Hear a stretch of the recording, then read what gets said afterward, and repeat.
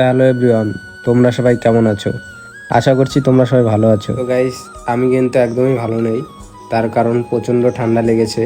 তোমরা হয়তো গলার ভয়েসটা শুনে আজকে বুঝতেই পারছো। তো গাইস, আজকে সকাল সকাল ঘুম থেকে উঠে দেখলাম আমাদের জমির পাটগুলো কেটে ফেলছে। যেহেতু গাইস এই জমির পাটটা চৈত্র মাসের প্রথম সপ্তাহে বোনা হয়েছিল, আর এমনিতে ওটা হাইব্রিড পাট, 90 দিনের মধ্যেই কাটতে হয়। তো গাইস, আজকে থেকেই কিন্তু শুরু হলো আমাদের জমির পাট কাটা। তো এই পাটটা দেখো গাইস, ভালোই ফলন হয়েছে।